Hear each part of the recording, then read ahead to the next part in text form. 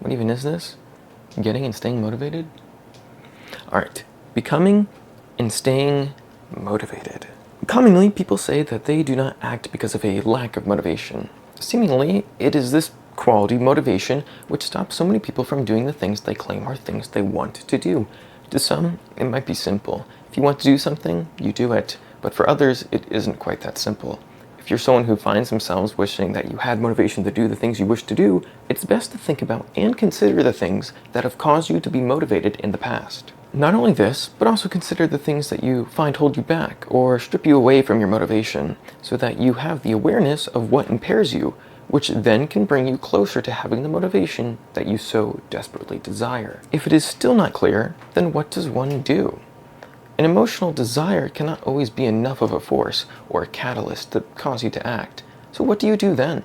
Or perhaps none of these things are applicable to you, but you find yourself wishing to stay motivated despite many things attempting to strip you of that quality. How do you even handle that? I want to talk about my own experiences with motivation, and hopefully through them you'll understand at least how one person can search within themselves to find things that can either make them motivated or strip them of their motivation. Most commonly, I find that motivation can come from an urge to change things, to want more things, to want things that weren't given to you as a child from higher reasons, to become the most or best at something, or a deep emotional need for something. There are also the realities where you might emotionally need to do something, but you aren't motivated, or you have negative variables pulling you down. Perhaps you might not even know what you want to do, but you want to do something, and you need motivation to start something, to even find out if you want to spend your time and effort on whatever the thing is. When things are good, I find myself to be a person who can simply do what they want. Fortunately for you, not for me, this is only the case when I feel mentally well, and is clearly the minority of the time. Thus, like most people, I need motivation. I need something to give me a push or a force that tells me that I need to act. The first thing I want to focus on, in the context of why I get motivated, and where that comes from, and how I continually use that, has to do with emotions. I mean this in the sense that I feel like I must do things because I emotionally feel discontent with what already is, and that alone is the sole motivator. If I had all that I wanted already, speaking in the context of security and comfort anyway, I don't think I would push as hard as I do with many of the things I care about. Suppose writing. I enjoy writing, and even if I weren't in need of money, I still would be writing, but what changes is how often I write, what I would write about, and who I would write for. I no longer would feel the need to write as much as possible to put together just about anything on a weekly basis for a video, and I would spend a lot more time on each piece of writing because I would feel as if that option would be open to me. Obviously, as it is now, I feel pressure from myself to perform so that I might have a chance in reaching closer to what I want. This being income from the things I enjoy doing, in this case, writing. Yes, there are more things, but this tends to be the most prominent thing and the thing I have the most skill in, that could be utilized as something that could then lead to monetary gain. On top of this, if I had already achieved that, from there I would just continue what I've already been doing, however I would likely decrease my rate of production. As a result of being in the environment that I'm in, with the things that I do, I'm emotionally always in need of something more. This more comes in the form of what I'm doing with my time, and because I'm emotionally upset at what I already spend the majority of my time doing, I want to change that. Wanting to change and then actively working towards that change are the qualities that define that motivation I feel when it comes to writing within the limitations of video creation. It is because I am discontent with the present world that I feel like I must alter it so that it is less agonizing. The emotional need for things to change also plays into the need to have more. I want more. It's pretty human to want more. However, the more that I'm wanting stays within certain parameters. Wanting to spend more time writing is a want that I've had for a long time, and when it's fulfilled, I feel much more content than when that isn't the case. Having more time in general is a want of mine, and when my time is freed up, like when I'm not working, I once again feel significantly better. I alter from someone who is distancing themselves away from reality to one who is actively experiencing every moment and staying aware of that fact. The need for more plays very closely into my emotional need for things to be different than what they already are. I'm emotionally in a state of discontent, and so I want things to be different so that I may feel content.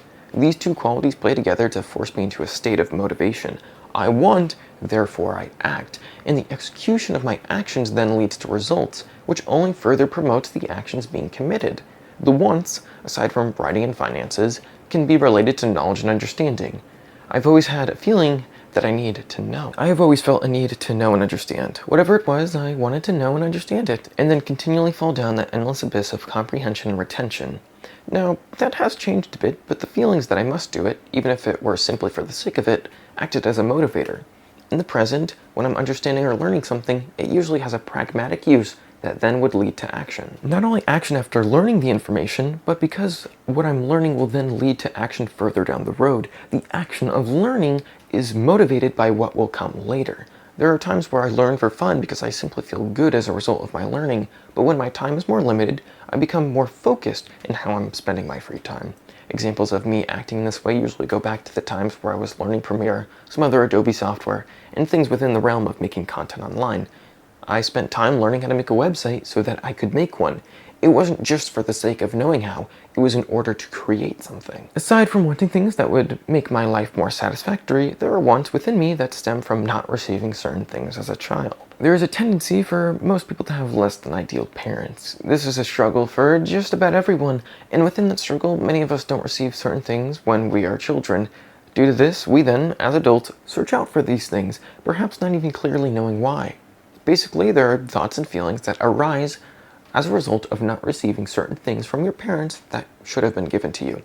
For example, if someone did not receive enough attention, this could lead to them acting and being motivated to do things that would then lead to them receiving attention. Of course, then you have people doing things in order to simply receive attention. Whether that might be good or bad is irrelevant to the individual, because they simply want to be noticed. Any attention is what they want, and it is because they didn't receive that attention as a child that they act the way they do as an adult. There's probably a plethora of things that I didn't receive as a child, but there is one thing in particular that stands above the rest. The most prominent thing I did not receive as a child that acts as the strongest motivator, at least to my awareness, is love. It may or may not sound insane to hear someone say they weren't loved as a child, but things are much more nuanced than what that statement means standing on its own. I believed I was loved at certain ages, but it was due to my growth from child to teenager that I felt like I didn't receive love. Why was this the case? How I perceived love was basically the same, but what changed was me. I no longer was a child that didn't have any qualities to make them an individual. Before teenage years, I was a dumb, fat kid, and that's fine, but because that was all I was as a kid, I was easily lovable, and so I could feel that love and I could love back. However, it was through my growth that I no longer felt like I received the same love. I grew and became an individual. The person I became was not someone who could be loved in the same way as in the past. I started having things I had to hide, and things I had to suppress, because if I didn't, I wouldn't receive what I would consider love, or really, I just would have preferred not to be hated. I didn't feel lovable, because if I were lovable, why would I have to hide away all these aspects of myself? Why would I hate myself for being the person that I was? It caused many issues that still last today, but because I didn't receive that love, that acceptance, I then sought it out in other ways. How I did that in the past is different from how I do it in the present. In the past, I would seek out this love online, which in many cases is not something that should be discussed here. However, in the present, I seek out love by sharing love, or at the very least, there is an attempt to do this. I try my hardest to share what I can, what I know, in order to help others, because I find that to be love. I accept others, no matter what they are, because that was something I did not receive. A quality I did receive from my parents, judgment, has led me to being a judgmental person. I am undeniably a person who judges, but in my judgment, there is acceptance. No matter what the person is, I accept them for that, because if I don't, I only hurt the both of us. By sharing love, or trying to, I think it then leads to love being shared back to me, which is something I desperately crave. I do the opposite of hiding away. I share everything because I was once so afraid of sharing any aspect of myself. But once I no longer had to be afraid, it was all let out and is continuing to let out, and I don't know when it'll stop. What I do know is that by expressing myself, especially in writing, I felt much better, even in my darkest hours, than what I would normally experience even only a year or two ago. What I've described, at least for the most part, has been desires and motivators rooted in the material world, but I would like to think motivation extends beyond this. What I'm speaking about is self-actualization of your internal world. Self-actualizing the most that you can be, to look inwards to find the building blocks of self, yourself, and then using those to make more of you. is also a motivator. Without stepping into too abstract of territory, there are sometimes unexplainable qualities like selflessness, which also act as motivators in many people. They play together with wanting change, whether in their internal world or the external one, or wanting to understand either or both of these. Whatever the case, something of note is that no matter what is causing the motivation, at least for myself, I am never interested in becoming the most or best of anything that I want to become or possess. The most, best, or ultimate of anything is always going to be out of grasp, and thus, at least for me, it acts as a poor motivator. At first, it might seem like a good thing to become the best at something, but after some time, you'll realize how blinded you are to the world around you. It isn't so simple. You have to be able to push yourself forever, constantly, and always be in a state of pushing, because that is what it takes to become the best or number one of anything. Even when reaching the top in a theoretical circumstance, although you never will, you will then have to continually maintain that position, because at that level, you still will have to push. Otherwise, someone will catch up with you and take the label you once had. I've known a few people who wanted this, or something like this, and perhaps they can get there, or something like it, but why do they want it in the first place? This comes back to the lack of receiving something. This something is what they didn't receive as a child, and now they act in such a way as an adult so that they might somehow receive it through their actions. They might have never received confirmation that what they've done is enough, if they never were told they were enough, or that they were doing enough, or that they didn't have to be perfect. Why would they try to be anything but perfect? The behavior learned is that anything below perfection is not enough. To be perfect is to be the best, because the best is as good as it gets, and if you've learned as a child that anything less is not enough, then when you're older, you'll indefinitely strive to be the most. I find myself striving for perfection, and I tend to associate with people who act in similar ways. My striving for perfection used to be much worse. It was rooted in seeking approval from my parents.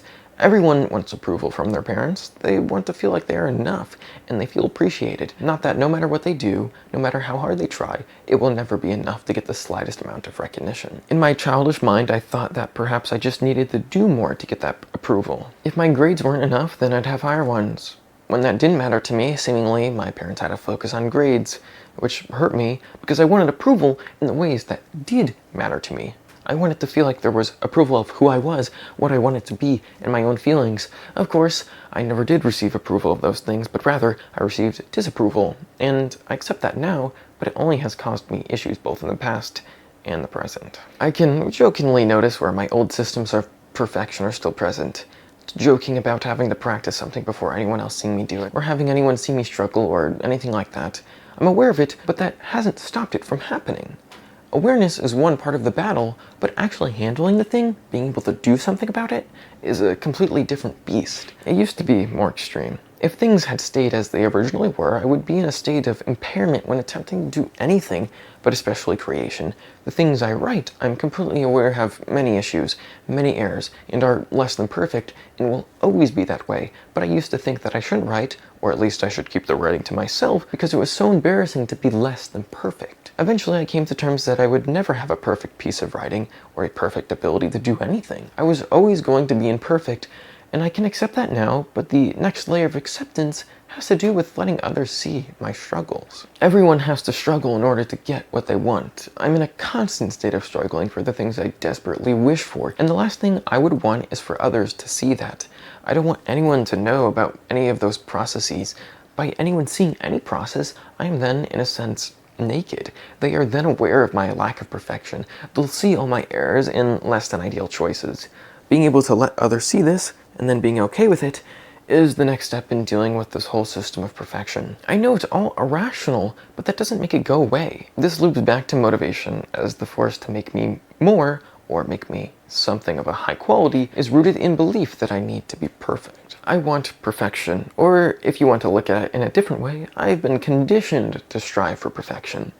Due to this, the need to be perfect acts as a catalyst that then making something of a high quality, or at least what I would consider a high quality. That alone is the motivator to me striving for perfection. In whatever I do, I want it to be good. This then leads to me being very picky and specific with what media I will watch, read, or listen to. If I find that it isn't up to my standards of quality, then I will drop it. Because as I know now, you become whatever you internalize, and if you want to be closer to perfection than imperfection, you want to internalize what you perceive as the highest possible quality. Just the same, what I make, I want it to be what I perceive as perfect. And as we all know, that isn't possible. But despite this, I try to make something as good as I am capable of. This means it could be quite terrible, but if that is the best I can do, then that's what is done. What I believe to be of an even greater importance than perfection is the need to make anything at all, and that's how I'm able to do anything. I have to make things, or so I've made myself believe, and because of that, I am then able to create without feeling like the end result of whatever I'm making has to be without any type of error. The things I do, especially writing, appeal to my emotional needs, and without them, I don't know what I would do with a lot of my feelings. I've spoken extensively on things like internalization and externalization, and that's because I find those things to be incredibly important to me. I'm always thinking about them, and how I act in accordance to those ideas will affect how I feel and what I do. This goes on to say that there are things that I use for self-expression, or externalization, or whatever you want to label it as. There are things within me that need to get out, because if they aren't let out, I then let my internal world become more chaotic, more insufferable, and I want to distance myself from it, and by doing so, things only continually get worse. This is all going on to say that I need something like writing in order to appeal to myself emotionally, and because I need that so strongly, it too acts as a motivator in making me write. Creating a supposed world where I don't feel like I have to get out the internal on paper or some other medium, there would be no qualities of self that have left me that have a level of concreteness. To clarify, I'm saying that I wouldn't have something like a sheet of paper or a document that someone else could read and then look into who I am, what I am, and how I came to be. Nor could they, whether directly or indirectly, learn of my values and ideas. These things could be obtained in very direct interactions like conversation, but they forever would be fleeting and minimal. However, I believe that for many people, that's simply enough. I enjoy a good conversation. I want to engage with individuals and grab qualities from them that I like, and I love to give them some back, but I find that it's never enough. Unfortunately, with something like conversation, it feels like I never get myself out properly. I'm never the me that can write and sift through all the thoughts and feelings, work through them, and then come to some end piece, which is never truly the end, because I could continually work on anything I've written forever, but I can then decide to stop, and that gives me some amount of control. Aside from writing, there are other things that emotionally tick for me that are motivating, but because of my inactivity, I lack a certain level of quality, and as I've described already, if I want it to be perfect, whatever it is I'm drawing, then I'm going to be disappointed. Yet, in many cases, I was able to look past that and just try to get myself out on paper, which then helps me feel better. I became inactive because I started focusing more strongly on writing, and when you don't have the time to play around in many different mediums, you'll probably divert back on the track that you feel you have walked down the most and that you have the most comfort in. Music is similar to this because I would say in many ways I am incredibly underdeveloped musically. However, just by playing around on bass or guitar, I am able to give myself something, even if that something is small. I know that the way for me to get more out of it is to continually practice, and I accept that, but I don't always act in such a way. I'm not always practicing. Sometimes I really just want to sit on what I have for a bit, and I think that's okay too. My focus has gone from mostly guitar to mostly bass, because I find that more strongly aligned with my thinking, and because of that, I'm able to express myself more comfortably. It's still very much a work in progress, but it is nice to have something rather than nothing, because in a situation where writing isn't working, I still will feel a need to get something out, and if I don't have any other means to externalizing, I might start combusting. The motivator for doing any of these things is simply my emotional need to get things out. If it hurts to stay in a certain state, and you know how to obtain a release, then wouldn't you go ahead and strive towards that release? For me, it's easy to say that one should release their inside world upon the outside world if it were to make them feel better. It's only recently, relative to my whole lifetime, that I've been doing many of the things that I do now. It was only in the past few years that I began writing more often, and then being able to share that writing was another layer of difficulty. The writing many years ago was terrible, and I can only imagine what the future version of myself a few years in the future will think about the words on a page like this. The point is, I've been at it for a while, and while I can feel upset at the fact that there are those who have started much earlier than myself, there are similarly many of those who have not started at all, and are at my age, or might be even older. They have some emotional need to get these things out, but don't know how. Or perhaps they don't know why they feel like there are bottles that need to be opened, and the safe way to open those is to slowly let the liquid from within dribble out in actions that showcase the contents of the bottles. There is likely a tendency for this type of person, or even the person who does want to make things, or has in the past, but feels like they're lacking in motivation, the drive to do the thing they once loved, doing so dearly. Emotionally, they might want to do it, but if the mental tics that actually tell them to do it aren't present, what might one do? The disappointing answer is that sometimes you simply have to wait. If you don't feel motivated now, but you did in the past, there could be many different reasons for your idleness. It depends on your own situation, which means it could range from self-hatred to burnout. It would be too time-consuming to assess each particular theoretical situation, but what can be done is assessing what could be done during this waiting period. It doesn't mean that you have to give up on the thing you want to do, but it does mean being able to accept a period of doing things that don't align with your main interest or focus.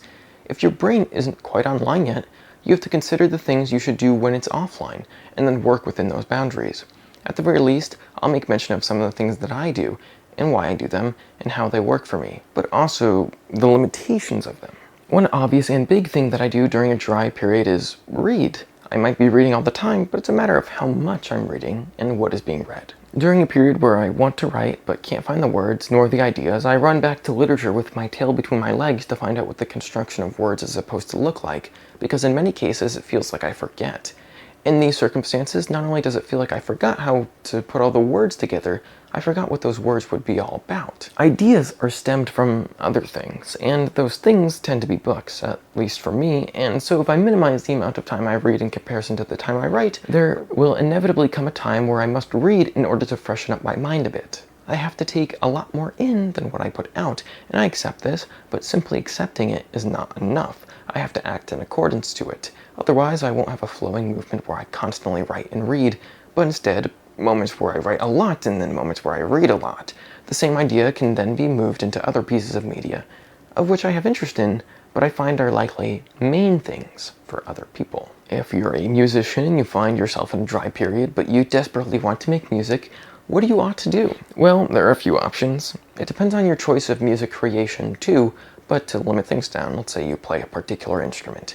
You could play that particular instrument a lot, but during this period of time, you could either practice a lot or play around a lot. The benefit of practice would be that you might not feel creatively there, but by practicing, you can increase your capabilities beyond what was previously possible, which then would open up doors that were closed not so long ago, which then could inspire you to do new things you haven't thought about before. If you play around, you might stay at the same skill level, but it could enable you to try things you hadn't thought about trying before, or finding things that you would have never expected. The final method, which goes along with what I do, is simply listening to music. Listen to music you like, and look for qualities you enjoy within that music. Give it as much attention as you can, and listen to each particular instrument, and ask yourself questions while listening. Try to understand why you like it. And if it's something you want to replicate, ask yourself how you're going to get there. This is going to be a bit repetitive, but something like drawing is going to be something similar. If you're an artist that deals with physical mediums, many of the things already mentioned, like dealing with a drying period as a musician, are similar and can be transposed to fit the different medium. You can play around with new drawing materials, or draw things you normally would never draw. Or you could search for art that you normally wouldn't look at. You could also look at the art you normally enjoy and focus deeply upon it, to really understand it, and to search for the nuances within it, and once again, decide if that's something you would want to replicate in your own work. Feel open to being influenced, but in doing so, be intelligent in what you choose to be influenced by. This is all towards motivation, because you want to draw, but don't have the catalyst to do so. But if you continually expose yourself with what you love, it will almost act as a reminder of why you should be doing it, instead of simply looking at or thinking about making it. However, in this circumstance, the reason you aren't motivated isn't because of something pulling you down, but because you simply don't feel the urgency to do the thing. What might someone do if they feel like there are forces pushing them down which inhibit them from doing what they want? If you want to run every day, but you dread the exhaustion from running, and it sounds utterly terrible to you, how can you get yourself into a mindset that moves you forward and stops the negative thoughts from holding you back? In this example, we're dealing with the mental world. So that means you can, with some time, stop thinking. The thoughts want to hold you back, but you don't have to be held back by them. Instead, you can just start. Instead of thinking about how agonizing the thing is, or how incompetent you are, or whatever excuse that you might want to come up with, if you just start, then you're already in. Starting is the hardest part, but if you start, then the hardest part is over. At least for myself, I think there's a tendency to continue whatever it is I'm doing once I have begun. Yes, I get tired and I get distracted. My mind will inevitably drift off, but the main task is still my general focus. And even if loosely, I hold on to that. If I don't start, then I'm going to be only in a state of variability, drifting from one place to the next, never concretely holding on to anything. This might work if you're dealing with mental variables holding you back, but what about things outside of you? In many cases, sacrifice is a necessity.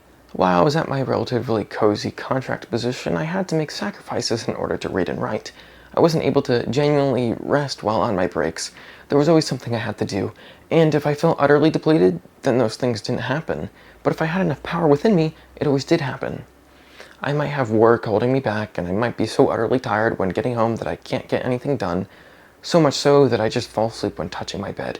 But I then had to learn how to work around these things. I sacrificed having a genuine break, but in that I was able to do the things I wanted to do, even if only for short periods of time.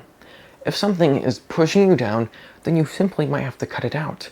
I could say it 1,000 times, but my parents only pushed me down.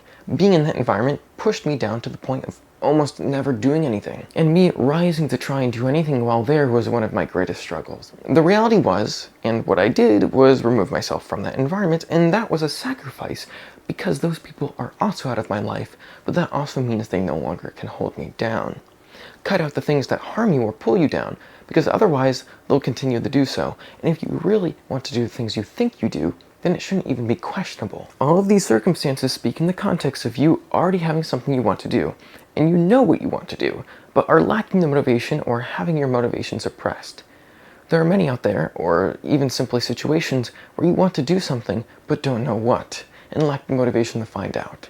What then? The reality is it's very simple to the running example, which means that you'll have to just start doing the thing. However, the difference is you don't know what to start, nor do you have the force to push you there. If you don't know, then spend time thinking about it, and if you've already done that and came up empty-handed, ask your loved ones what they think you should do. This doesn't mean you should follow their word, but it can at least give you ideas as to what, at the very least, you should try. You could even be reactionary, just trying random things until something sticks, but if you want to go down that route, be willing to give each thing enough time to truly find out if it works for you or not. Simply trying to find out will get you somewhere, but it might take a while, and you'll have to accept that.